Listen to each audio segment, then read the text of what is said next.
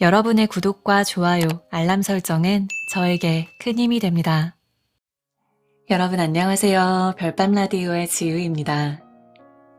오늘은 200만 부 베스트셀러인 착하게 그러나 단호하게의 저자인 무행거 작가님의 남들이 나를 함부로 하지 못하게 하라 라는 책과 함께합니다.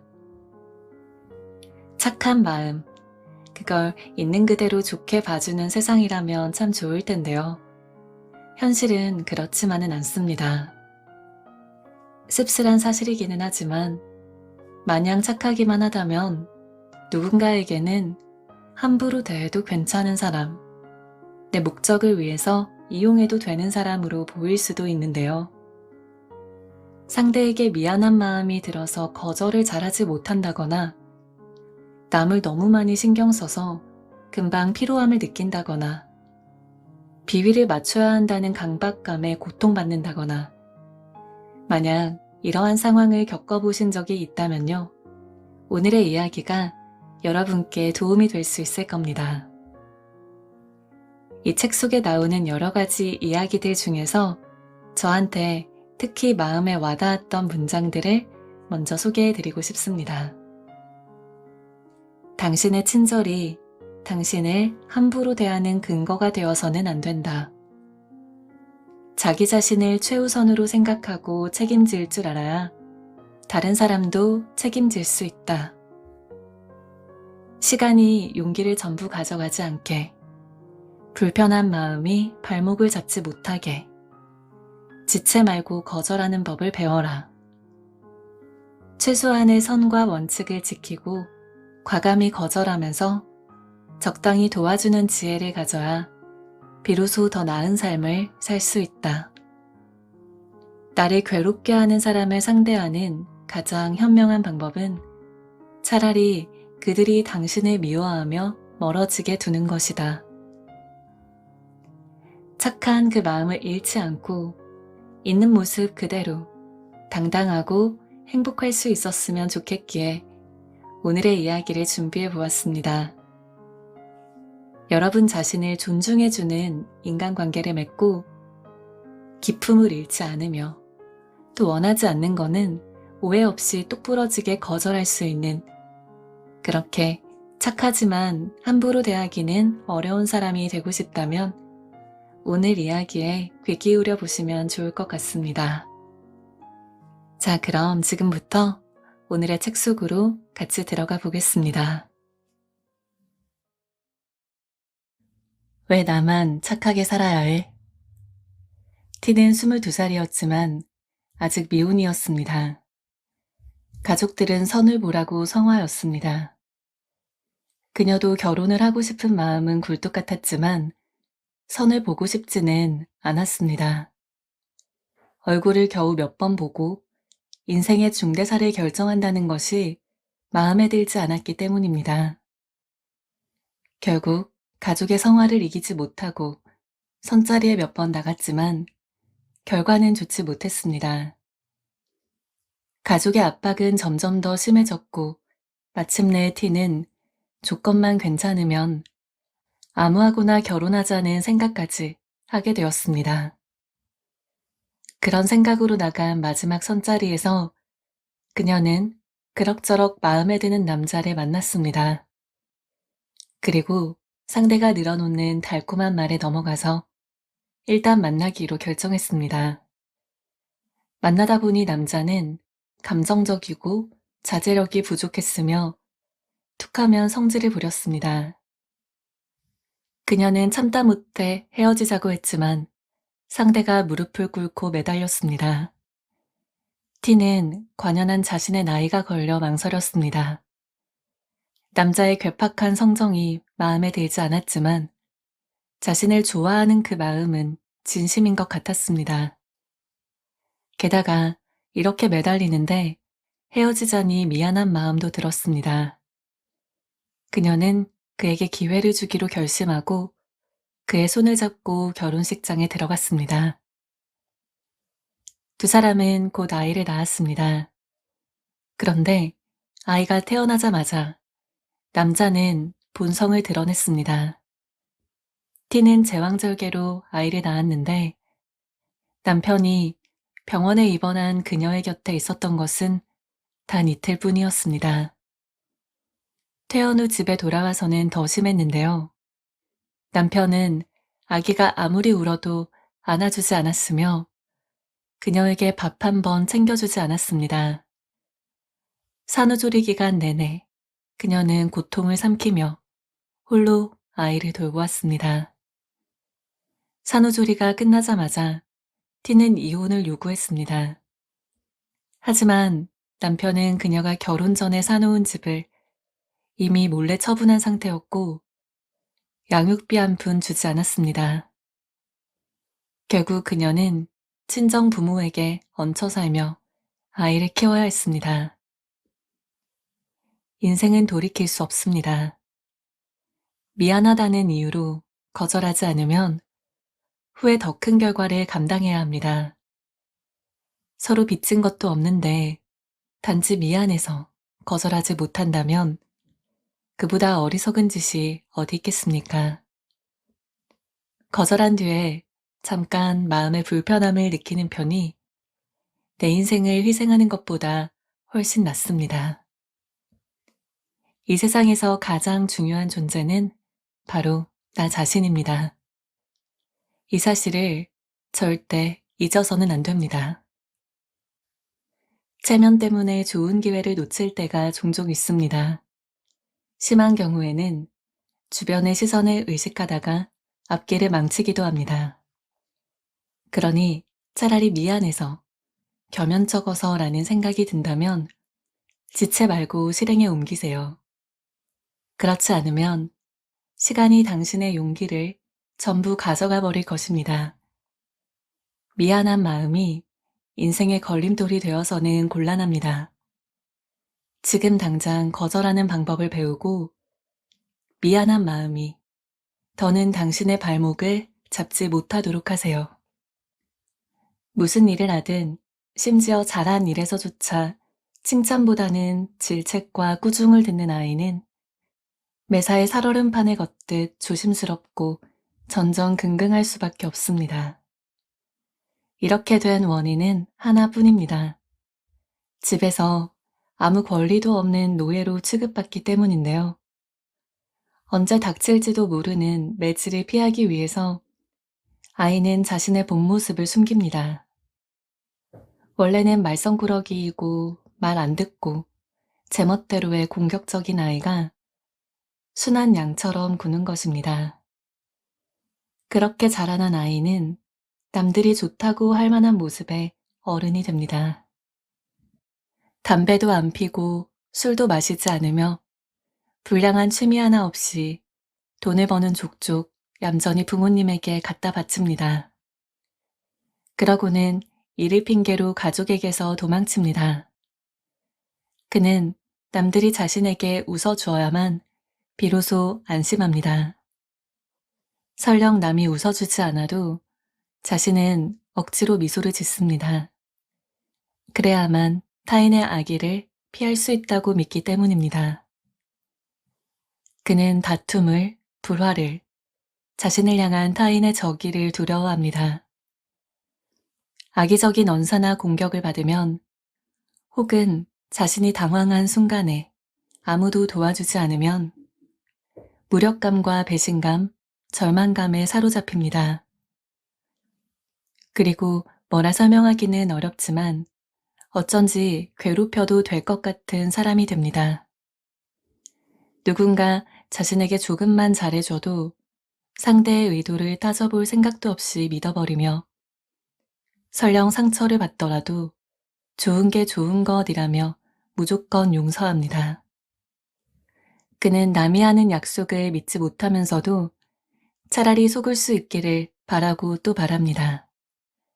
때로는 속는 것도 인생 경험이라며 어쩌면 이를 통해서 새로운 가능성을 발견하거나 무언가 배울 수 있을지 모른다고 스스로 위로합니다.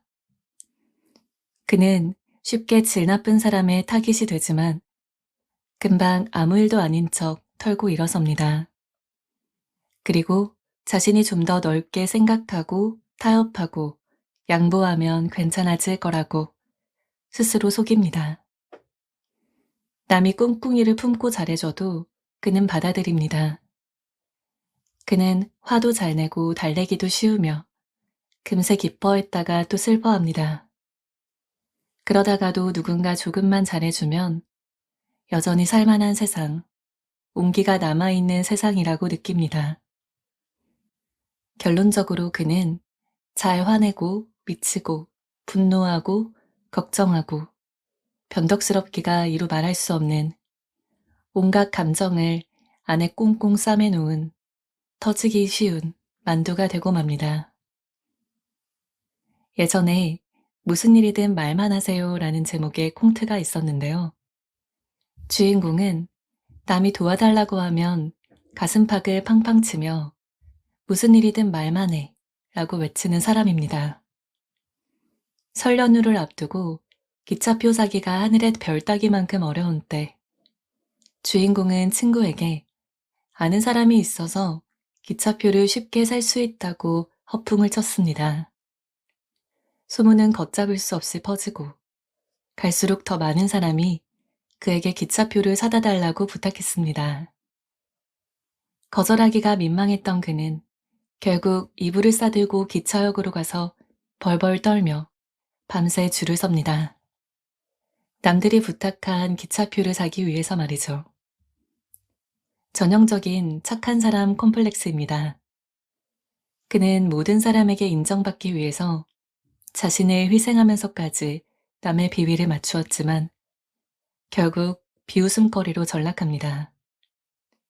세상 사람들에게 잘 보이려고 애썼으나 최후에는 모두에게 무시당하는 꼴이 된 것입니다. 현실도 별반 다르지 않습니다.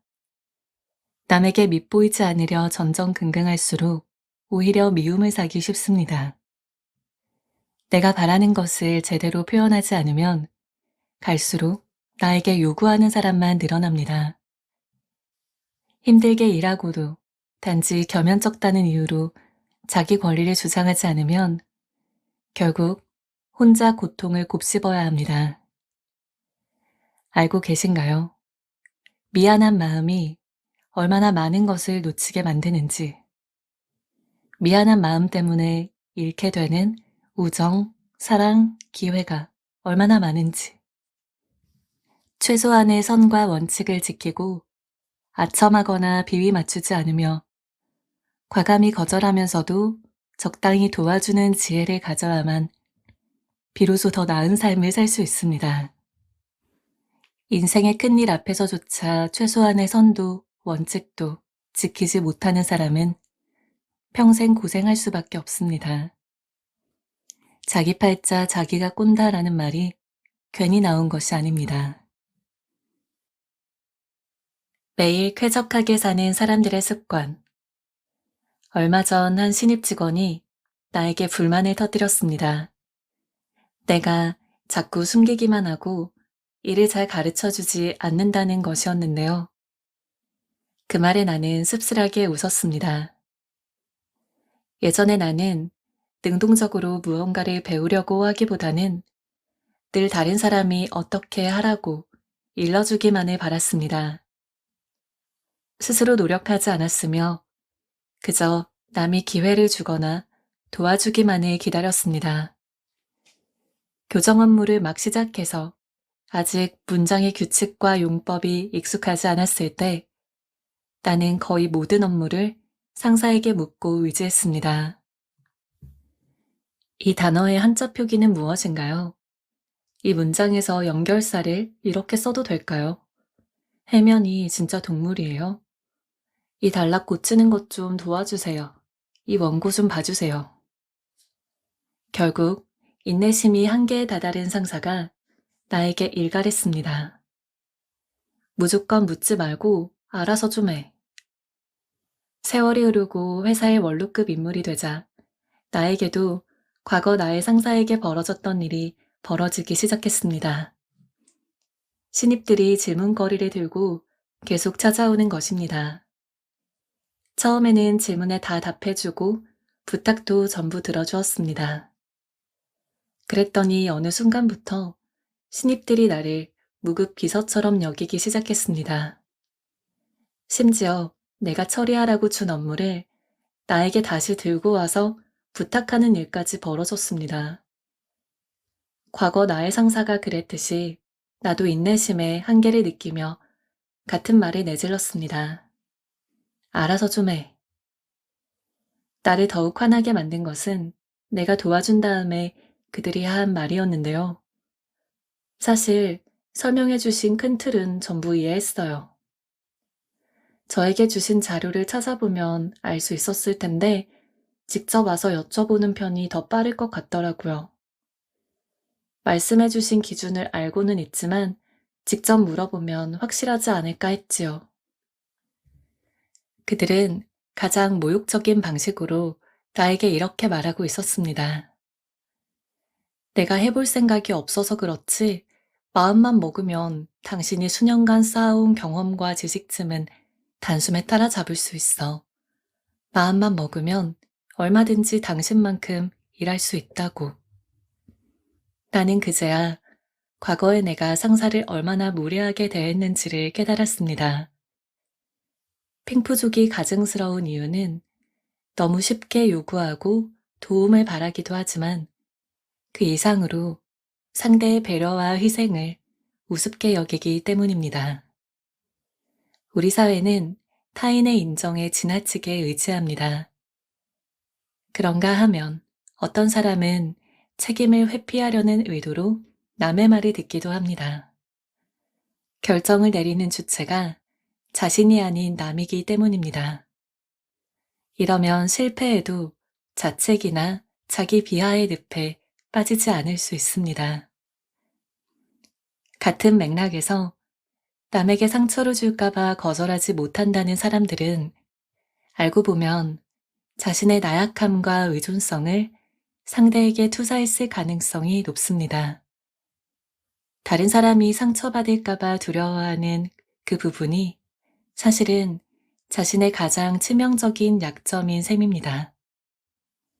구체적인 원인이야 무엇이든 남에게 의존하는 가장 큰 이유는 자아가 충분히 강하지 않아서입니다. 과거의 나는 부모님에게 둘도 없는 효녀이자 집안의 대들보였습니다. 회사에서는 든든한 큰언니였고 친구들에게는 칼을 차고 천하를 유랑하는 검객이었으며 연인 앞에서는 완벽한 여신이었습니다. 무슨 문제든 해결했고 아무것도 바라지 않았습니다. 나는 나의 뛰어남을 증명하려고 노력했지만 결과적으로는 무시당할 때가 훨씬 많았습니다. 사람들 앞에서는 웃었지만 밤마다 혼자 눈물을 흘리는 날이 많았습니다. 그때는 힘들어도 견뎌야 한다고 생각했습니다. 그러다가 나 자신을 구하기로 결심한 후에 몇 가지 중요한 점을 배웠고 결과적으로 내 인생은 한결 편해졌습니다. 첫째, 선택적으로 경청하는 법을 배웠습니다. 사람들은 흔히 남의 말을 잘 들어주고 상대의 입장을 먼저 배려하며 타인의 요청에 최선을 다해 응하는 것이 인간관계의 바른 자세라고 말합니다. 그러나 모든 사람을 그렇게 대해야 하는 것은 아닙니다.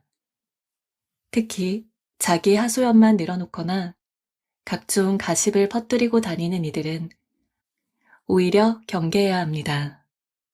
이들은 늘 주변 사람들을 흉보거나 온갖 일에 불만을 늘어놓습니다. 만약 그들이 스스로 삼가며 적당한 선에서 그친다면 나도 문제 삼을 이유가 전혀 없습니다. 그러나 이들에게는 전형적인 특징이 있는데 바로 아는 사람만 만나면 때와 장소를 가리지 못하고 남을 폄훼하는 이야기를 늘어놓는다는 점입니다.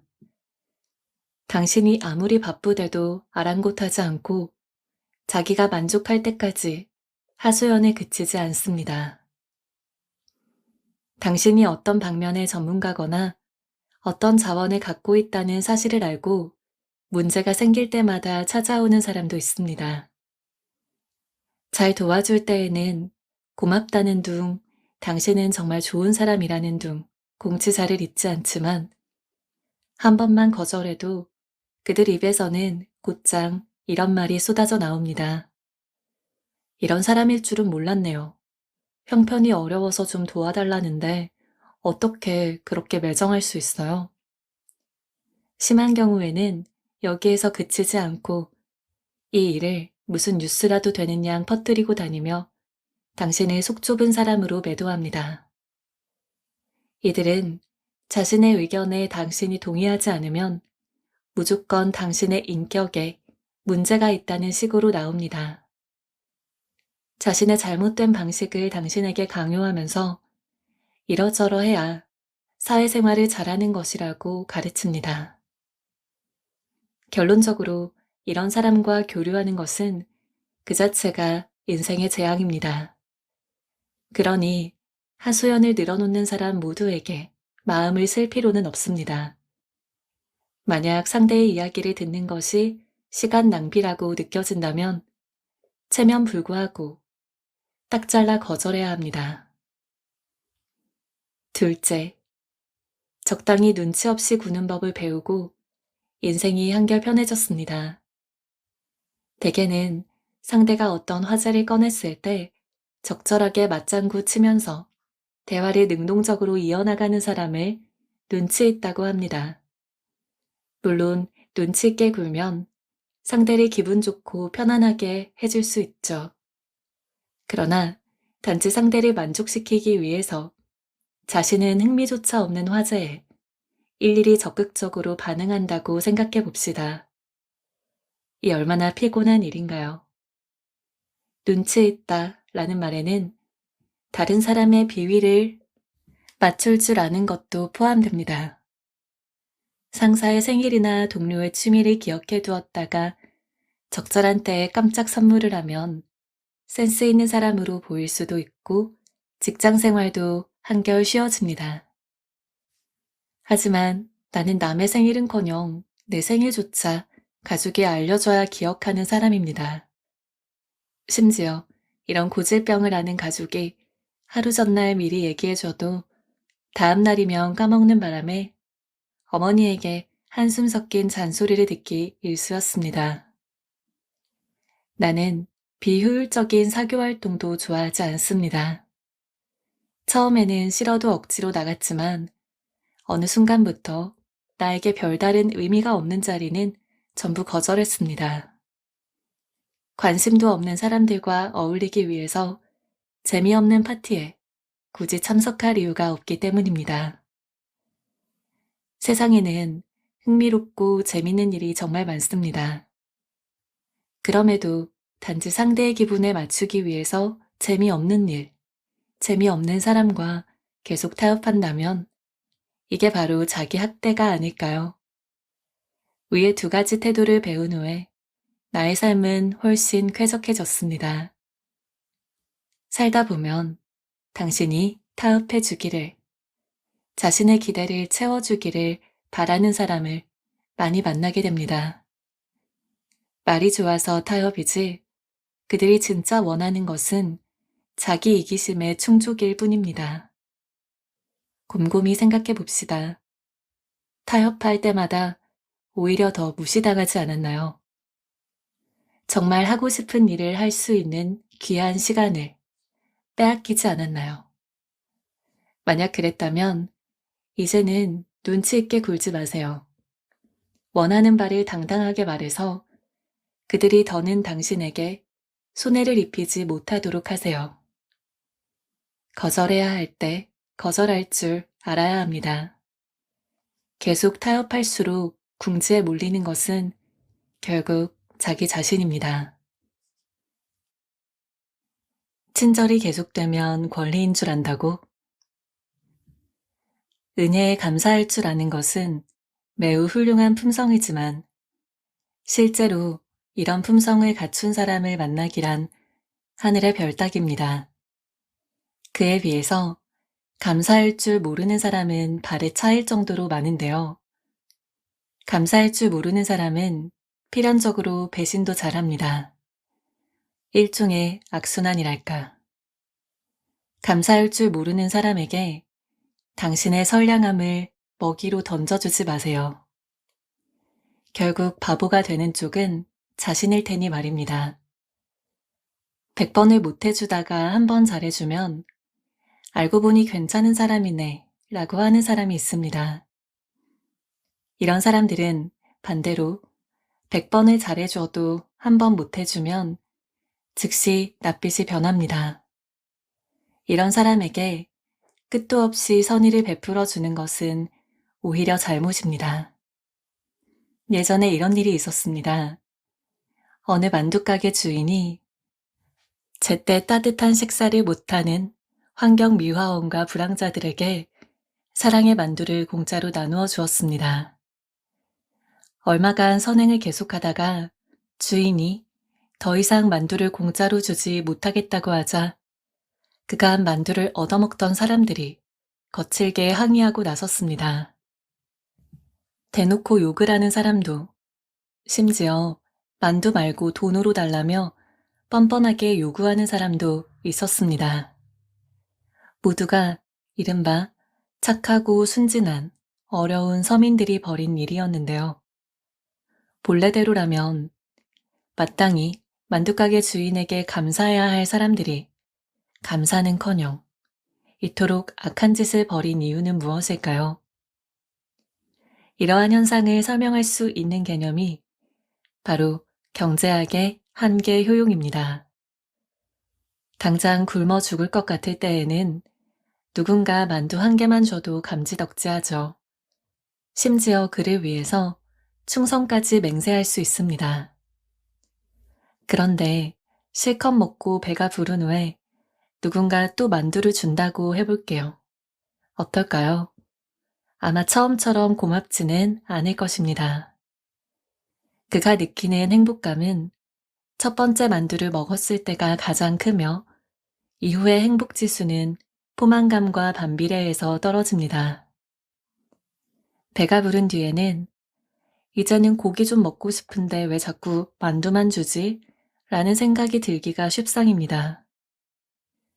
그러다 손에 10여 개의 만두가 쥐어지면 고마움은 거의 사라지고 스멀스멀 이런 생각이 듭니다. 이 사람들은 자선을 베푸는 줄 알지만 사실 쇼를 하는 게 아닐까? 왜 만두만 주냐고. 내가 필요한 게 만두뿐이 아닌데 말이야. 옷도 필요하고 돈도 필요하고 집도 필요하고. 물론 맨 처음 도움을 받았을 때에는 대부분이 진심으로 고맙다고 느꼈겠죠. 그러나 두 번째, 세 번째, 100번째로 도움을 받은 후에는 어떨까요? 아마 자신이 마땅히 누릴 당연한 권리로 여긴 것이 아닐까요? 그렇지 않고서야 도움이 끊어졌을 때 그처럼 분노하고 화를 낼 이유가 없습니다. 춘추 전국시대에는 자기 나라 사람이 노예로 있는 것을 보면 돈을 주고 사서 구해와야 한다는 법이 있었습니다. 물론 돌아와서 관청에 보고하면 돈을 돌려받을 수 있었습니다. 그러던 어느 날 공자의 제자가 타국에서 노예살이를 하던 자국 사람을 사서 구해오고는 관청에 비용을 청구하지 않았습니다. 사람들은 그의 훌륭한 인품을 칭찬했지만 정작 공자는 그를 크게 꾸짖었습니다. 너는 그렇게 하지 말았어야 했다. 너의 훌륭한 행동 때문에 결국은 아무도 노예를 구해오지 않게 될 것이다. 노예를 사온 뒤에 돈을 청구하지 않는 것이 훌륭한 인품의 기준이 되었는데 누가 돈을 청구하겠느냐. 돈을 돌려받지 못하게 됐는데 누가 자기 돈을 써서 노예를 구하려고 하겠느냐. 공자가 말한 대로였습니다. 그 이후로는 아무도 관청에 돈을 청구하지 않았고 노예를 구해오는 일 역시 현저하게 줄어든 것입니다. 명나라에 여문이라는 공정하고 청렴한 재상이 있었습니다.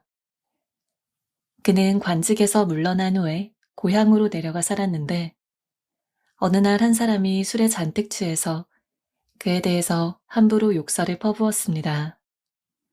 나중에 여재상은 이 사실을 다른 사람에게 전해 들었지만 선의를 베풀어 그의 죄를 추궁하지 않았습니다. 그런데 얼마 후 그 사람이 훨씬 심각한 죄를 짓고 사형을 당했다는 소식이 들려왔습니다. 여재상은 몹시 괴로워하며 스스로를 탓했습니다. 자신이 인정을 베푼 바람에 오히려 그가 잘못을 반성할 기회를 놓치고 마침내 죽을 죄까지 지었기 때문인데요. 차라리 진즉에 합당한 벌을 받았더라면 죄를 뉘우치고 바른 길로 돌아왔을지도 모르는 일입니다. 이 세상을 살아가려면 선한 마음을 굳게 지켜야 합니다. 그러나 선한 마음이 반드시 좋은 결과를 낳는 것은 아니며 수많은 작은 선의가 엄청난 화를 일으키기도 한다는 사실 또한 기억해야 합니다. 맹목적인 선량함은 오히려 잘못일 수 있습니다. 옛말에 배는 적당히 부른 것이 좋고 사람은 적당히 잘해주는 편이 좋다라고 했습니다. 아이들에게도 어려서부터 선한 사람이 돼 최소한의 선을 지키며 아닐 때는 아니라고 말할 수 있도록 가르쳐야 합니다. 비록 선량함으로 인해 많은 어려움을 겪는다고 할지라도 끝까지 마음의 선한 생각은 포기하지 말기를 바랍니다. 부드럽지만 강단 있게, 착하지만 단호하게. 성격은 좋은데 좀처럼 거절할 줄 모르는 착한 사람이 있습니다. 나 역시 그랬습니다. 착한 사람이 되면 좋은 친구가 많이 생길 줄 알았습니다. 그러나 현실은 달랐습니다. 나같이 착한 사람은 진짜 친구보다는 이용하려는 사람을 더 많이 만납니다. 우정을 나누기보다는 괴롭힘을 당했고 기쁨보다는 고통과 슬픔을 더 자주 느꼈습니다. 착함은 애정결핍, 자기비하, 나약함, 외로움, 편집증, 고립과 괴롭힘의 다른 말입니다. 착하게 그러나 단호하게를 출간한 이후 이 세상에 얼마나 많은 이가 어둠에 갇혀 있는지를 알게 되었습니다. 직장에서는 상사에게 억눌리고 부하에게 치입니다. 가정에서는 욕설과 원망, 심지어 구타까지 당합니다. 친구 사이에 안 좋은 소리를 들을까봐 제대로 거절하지 못하다가 혼자 마음고생하기도 합니다. 아무리 답답해도 어디 털어놓을 곳도 없습니다.